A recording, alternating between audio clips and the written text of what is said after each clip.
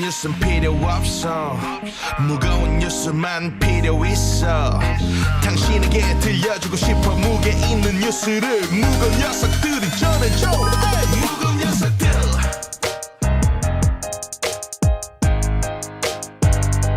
무거운 녀석들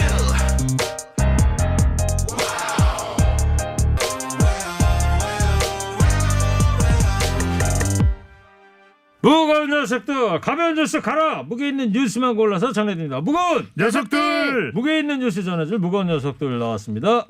뚱커벨 인사이트 K 배종찬 소장입니다. 안녕하십니까. 힘내십시오. 시사계 선덕소녀 박연미 기자입니다. 네, 오늘도 한보따리 싸가지고 왔습니다. 예, 마음 많은 자료가 풍성한 정말 하루 되시기 바랄게요. 어디 뭐 청문회 국정조사하러 나온 그 예? 그만큼 주섬주섬. 자료를 엄청 쌓아갖고 오셨네. 어떻게 정말. 인테리어인데 괜찮습니까? 와. 그만큼 아주 공부를 열심히 하시는 분이에요. 그 미국의 그 트럼프 대통령 하원 탄핵은 의결이 됐죠 지금. 네. 그렇죠. 통과됐죠. 이제 상원에서도 돼야 되는데 그 전망은 어떻게들 보세요? 대체로 제 개인 견해도 그렇고 전문가들하고 이야기를 좀 나눠봤더니 상원 쪽은 좀 어려울 것으로 전망이 되고 있거든요. 지금 하원의 경우에는 17명, 정확하게 17명의 공화당의 반란표가 나와서 통과가 됐는데 상원은 또 이게 쉽지가 않습니다. 예. 5대 5의 지금 숫자이기도 해서 대체적인 전망은 상원은 어렵다. 알겠습니다. 그럼에도 불구하고 공화당이 힘 빼기에는 민주당이 성공한 것 아니냐라는 분석이 나옵니다. 그러면 상원 심리는 시작이 된 거예요? 상원요? 예. 아니죠. 아직까지 올라가지 못했는데 이것도 이제 19일까지 미국 의회가 휴무입니다. 아 그래요? 예, 예. 야 그런 걸 다 알고 계시네. 사탕 하나 먼저 드려야 되는데. 임기가 끝나도 알았어요. 예. 네. 자, 코너 끝에 방송만 잘 듣고 계셨으면 금세 맞힐 수 있는 무게 있는 퀴즈 드릴게요. 커피 쿠폰도 준비되어 있습니다. 자, 먼저 박근혜 전 대통령 재상고심 결과부터 얘기를 해보자고요. 박은미 기자님. 네, 박근혜 전 대통령 그 탄핵부터 거슬러 올라가 보면 2017년 3월 10일에 파면이 결정이 됐습니다. 이후로 국정농단, 국정원 특활비, 새누리당 공천 개입 사건 이 세 가지 혐의로 재판을 받아왔는데 일단 공천 개입 사건은 2018년 2월에 징역 2년형이 확정이 됐고요. 나머지 사안에 대한 재판이 진행되고 있는 와중이었고요. 국정농단 사건과 국가정보원 특수활동비 상납 사건에 대해서 오늘 확정적인 판결이 나온 거예요. 네, 최종 판결이 난 거죠. 네, 그러니까. 대법원 두 번째 판결에서 징역 20년이 확정이 됐습니다. 네. 검찰의 상고도 받아들여지지 않아서 이대로 가는 거고요. 이제 그 2017년 4월에 기소된 지 약 3년 9개월 만입니다. 사면이나 앞으로 가석방이 없다면 87살에 돼야지 출소를 하는 거예요. 그렇습니다. 지금 박근혜 전 대통령은 구치소에 있고 이미 형량이 시작이 된 셈인 거죠. 오늘 이제 선고 확정이 돼서 20년 여기다 이제 공천 개입 2년까지 합하면 총 22년입니다. 네. 이게 이제 적용이 되면 2039년에야 형이 만료가 됩니다. 2039년. 네, 그러니까 박근혜 전 대통령의 나이는 87세가 되는 것이죠. 네. 자, 이제 형이 확정이 됐으니까 형이 확정이 되면 이제 사면 이야기를 할 수 있다고 그러는 건데 이 사면 논란이 더 거셀 것 같아요. 문재인 대통령이 조만간 있을 신년 기자회견에서 입장을 내놓을 것 같습니까? 어때요? 이거는 그냥 100% 제 뇌피셜인데 네. 어떤 방식으로든지 입장 표명을 할 수밖에 없을 것 같아요. 오늘 당장 대법원의 확정 판결이 나온 다음에 뭐 유승민 전 의원 등을 비롯해서 여러 사람들이 지금 입장을 내놓고 있거든요. 뭐 대통령이 결단이 필요하다 내지는 아직 형도 안 살았는데 무슨 사면이냐. 이른바 여기 그 판결문에 잉크도 마르지 않았다 이런 의견이 팽팽하게 맞서고 있는 상황이어서 일단은 논의는 시작이 될 것 같습니다. 그동안 청와대의 입장은 형이 확정도 안 됐으니 그에 대해서 우리가 왈가왈부하는 건 바람직하지 않다였는데 확정된 형에 대해서 기결수로서의 박근혜를 어떻게 다룰 것이냐 아마 문재인 대통령의 입장을 내놓을 것으로 보입니다. 막 지금 청와대 강민석 대변인이 지금 라이브 장면이죠? 네. 보도 전문 채널에 나오고 있는데 네. 청와대에서 박 전 대통령 확정 판결에 대한 강민석 대변인의 청와대 입장이 나오고 있는데 몇 가지만 골자만 짚어드리면요. 헌법 정신이 구현된 것이다. 또 선거 직후 사면 언급은 적절치 않아 보인다. 한국 민주주의의 성숙한 발전을 의미하는 것이다. 역사적 교훈을 우리가 얻어야 할 것이다. 다시는 이런 일이 반복되지 말아야 될 것이다. 이런 골자로 지금 강민석 청와대 대변인 청와대 입장을 얘기했습니다. 조금 전에 이제 박연미 기자가 이야기했던 대로 대통령이 신년 기자회견을 하면 질문을 받아야 되기 때문에 예. 사면에 대한 질문이 나올 가능성은 거의 뭐 100% 그렇겠죠. 높은 가능성이 있는데 답변 자체는 문재인 대통령이 아주 원론적인 답변을 할 가능성이 뭐라고 높아요. 그럴 것 같아요? 그러니까 사면이라는 것은 역시 사면에 어떻게 박근혜 전 대통령 뭐 이명박 전 대통령에 대한 사면에 대해서 어떤 생각을 갖고 계십니까? 네, 국민 공감대가 참 중요합니다. 국민들이 반성도 있고 사과도 있고 그래야 마음이 움직이겠죠. 국민들이 어떻게 판단하는지 지켜봐야겠습니다. 네. 비슷한 것 같기도 안 비슷한 것 같기도 하고요. 네. 알았어요. 하여튼 네. 사탕 하나 더 드릴게요. 네네. 오늘 뭐 컨디션 좋습니다. 좀 예. 아주 비슷하지 않았습니까? 비슷하긴 했어요. 네. 자, 오늘 그래서 사면이 중요하죠. 지금 무거운 녀석들에서 네, 굉장히 중요합니다. 사면 밑줄 사면. 몇 개 쳐요? 사면 네. 4개. 4개, 밑줄 4개.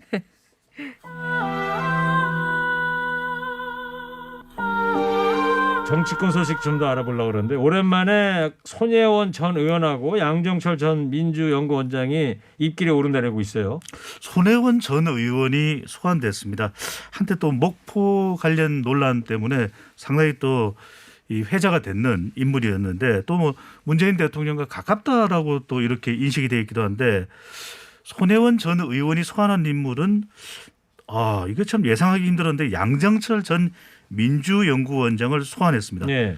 대통령은 2017년 5월 양정철과의 연을 끊었다. 근데 2017년 5월 2017년 5월이 문재인 대통령이 취임을 한 그렇죠. 그리고 대통령 선거가 있었던 시점인데 관계가 상당히 많았을 것 같은데 이때 연을 끊었다. 본인의 손혜원 TV에서 발언을 한 내용인데요. 문재인 대통령은 언제 양정철을 버렸나 하는 제목의 27분짜리 동영상을 통해서 2017년 5월 그 뒤로 한 번도 문재인 대통령은 양정철을 곁에 두겠다는 생각조차 하지 않은 걸로 안다고 강조를 했습니다. 그러니까 손혜원 전 의원의 그냥 생각인 거죠. 일단 발언이죠. 본인의 발언. 사실관계 확인이 어려운 한계가 있는데 그런데 아주 구체적인 사례를 언급해서 지금 눈길을 끌고 있단 말입니다. 네, 2017년 5월에 청와대 비서진을 구성할 당시의 상황을 손혜원 전 의원이 언급을 했어요. 해서 양정철 전 원장이 총무비서관이 지명될 때까지 기다렸는데 끝까지 본인 이름이 거명이 되지 않으니까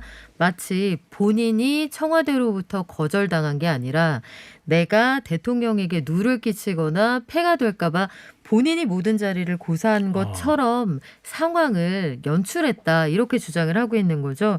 그래서 눈물을 흘리며 사랑하니까 떠난다는 부부처럼 쇼를 한 것이다라고 주장을 해서 상당한 논란이 있을 것으로 보입니다. 그러니까 하여튼 손혜원 전 의원의 주장인 거죠. 네, 손혜원 전 의원 측의 주장이고요. 양정철 전 원장은 이에 대해 아직까지 뭐 뚜렷한 입장을 밝히진 않았습니다. 예, 그렇군요.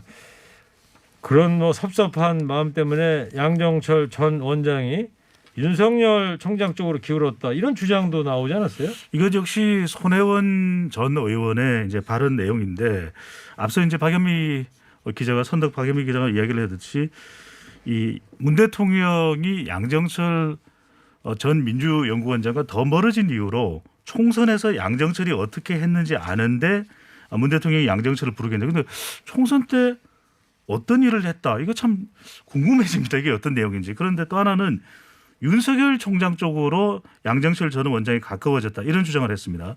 양 비서가 다시 돌아오게 된다면 자기 사익을 위해서 대통령 만들게 나서 주도권 잡으면서 자기 실익을 위해서 일하지 않을까 이렇게 주장을 했고요.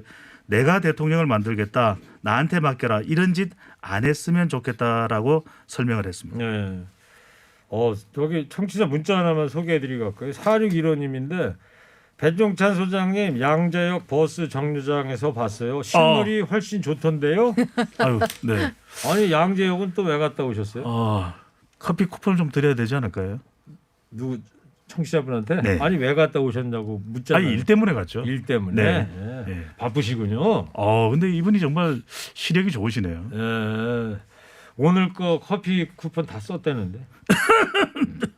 자, 박연미 기자님. 네. 일각에서는 손혜원 전 의원과 또 대통령 영부인 김정숙 여사의 친분 때문에 청와대 의중을 애들로 밝힌다 이렇게 보는 시선도 있긴 있는데요. 그런데 뭐 청와대가 그렇게까지 할 만큼 지금 양정철 전 원장이 정치적으로 큰 비중을 차지하고 있는 게 아니기 때문에 이거는 그야말로 시나리오의 하나가 아닐까 싶은데요. 일단 손혜원 전 의원도 이렇게 밝혔습니다. 그 김정숙 여사하고 숙명 여중 여고 동기잖아요. 네. 그런데 관계에 대해서 아 중학교도 동기군요. 중고등학교 고등학교만 동기예요. 동기인 줄 그래서 6년 동안 학교를 같이 다닌 건 맞는데 같은 반 된 적은 한 번밖에 없고 반장 부반장을 같이 한 번 한 적이 있다. 그래서 그때 친구가 된 거지 아주 가까운 친구도 아니고 그 청와대에 들어가신 이후에 전화 통화 한 번 한 적 없다. 이런 네. 입장을 밝혔습니다. 아 그렇군요. 두 분은 뭐 중고등학교 친구들 뭐 단톡방 같은 거 다 갖고 계시죠? 있죠. 네, 있죠. 있고 네. 지난해 연말에 사실은 고등학교 때 친구들을 만나기로 했었는데 뭐 다 못 만나게 됐으니까요. 그렇죠, 그렇죠. 네. 네.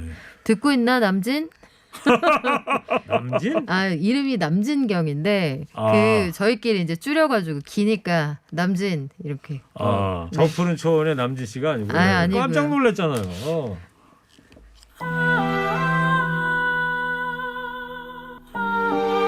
저는 헐케나 대학교 DJ 최일구고요. 인사이트 K 뚱커벨 배정찬 소장, 시사계 선덕소녀 박연민 기자 함께하고 있습니다. 보수 성향 시민단체들이 그 김학의 전 차관의 출국금지 과정 문제 삼아서 박상기 전 법무부 장관 등을 고발하기로 했다고요?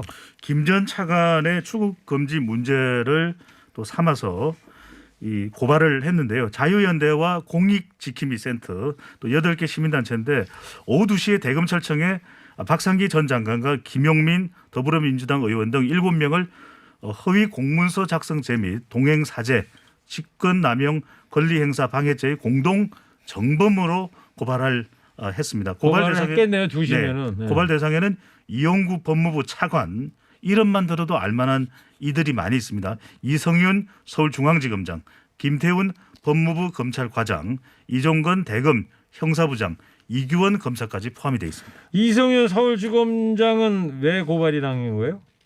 그때 당시에 대검의 반부패 강력부장이라고 그런 건가요? 그렇습니다. 네네. 예. 그런데 이제 그 의혹을 제기한 측의 얘기는 뭐냐면 당시 대검 반부패 부장이 이성윤 현 중앙지검장이었는데 해당 검사가 이 출국 금지를 신청했던 검사가 절차를 제대로 지키지 않았다는 걸 이성윤 당시 반부패 부장이 인지를 하고 이게 지검장 전결이 없었으니 동부지검장한테 연락을 했다고 주장을 하는 거예요. 그래서 동부지검장이 본인이 결제한 걸로 해줘라. 이게 절차상 나중에 문제가 될 수 있으니 동부지검장에 전결이 있었던 것처럼 해달라고 이성윤 반부패 당시 부장이 요청을 했다. 네. 그러니 고발 대상이 된다. 이런 주장입니다. 그러니까 피고발인들 몇몇이 대부분 뭐 소위 추미애 라인으로 분류되는 검찰 내 이제 주요 간부가 다수 포함이 된 것 같은데. 그렇죠. 지금 뭐 박상기 전 법무부 장관, 이용구 현 차관, 김용민 의원, 이규원, 김태훈, 이성윤 등등 대표적으로 이제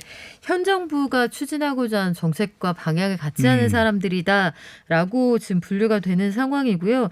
해서 그 반대하는 측에서는 현재 절차의 문제점을 제기하는 보수 시민단체들은 이들이 이제 사실상 김학의 출국 금지를 기획했다 이렇게 주장을 하고 있는 거예요.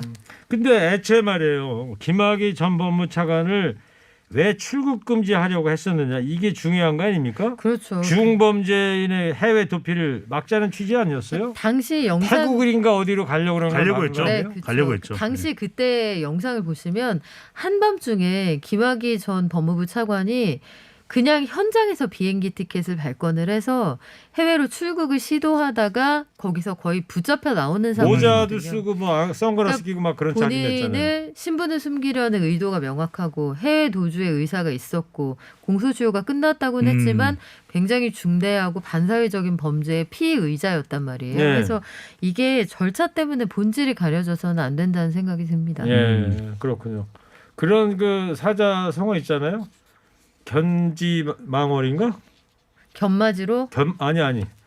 달을 가리키는데 손가락을 본다는 거. 본질에 견지망월. 대해서 생각하지 않고 네. 이 협소한 부분에 대해서만 생각한다. 견지망월. 예, 그거 맞지 않아요? 갑자기 모르겠습니다. 뭐 저는. 청취자 여러분 맞습니까? 아니 도산선 지금 차석 아니 졸업생이 근데 네. 많이 아시는데 어떻게 되신 건지. 여보세요. 아니 이 와중에 그 유튜브로도 되게 단골 손님들 많이 오셨는데요. 이지환님 안부가 궁금했거든요. 지화자 좋다로 아이디를 바꾸신 것 같아요. 네, 좋은 하루님도. 어떻게 그렇게 잘하세요? 설만님 그리고 여기 굉장히 단골 손님들 많으세요. 네. 프리맨 K님 이런 분. 아 지금 유튜브를 휴대폰으로 보시면서 하는구나. 아 그럼요. 우리 네. 고객님들의 마음을 실시간으로 확인하고 네. 아, 있습니다. 좋습니다. 네, 선덕 박 기자님. 우리 최행디가 진행하는 건 되게 싫어하시는데. 박연미 기자가 하는 건 괜찮아요. 잘못했어요. 견지망월이 그거네. 달을 보라고 손을 들어 가리켰더니 손가락만 본다. 본질을 외면한 채 지엽적인 것에 집착한다. 이거 제가 사탕을 야. 저한테 제가 가져야 되겠네요. 일단 3개 드세요. 배운 분들. 네, 알겠습니다. 자, 여기까지 하고요. 청취자 여러분, 방송만 잘 듣고 계셨으면 금세 맞출 수 있는 무게 있는 퀴즈 드릴게요. 박근혜 전 대통령의 형이 최종 확정되면서 최근 정치권에서 불거진 이것 논란이 거세질 전망입니다. 대통령 특권으로 범죄인의 형벌을 면제해 주는 거죠. 이게 뭘까요? 둔커벨 힌트 주세요. 몇 글자죠? 네, 선덕 박연미 기자. 네. 네, 책까지 내시잖아요. 아 그렇죠. 오. 다음 주에 나올 거예요. 네, 오늘 힌트. 팔면은 아니죠. 아 팔면 아니고 정육면도 아니고요. 네. 네 가지면 한번 구체적으로. 두 글자죠. 정답은. 네. 네, TBS 앱이나 50원의 유료 문자 샵 0951로 정답 보내주세요. 선물 준비되어 있습니다.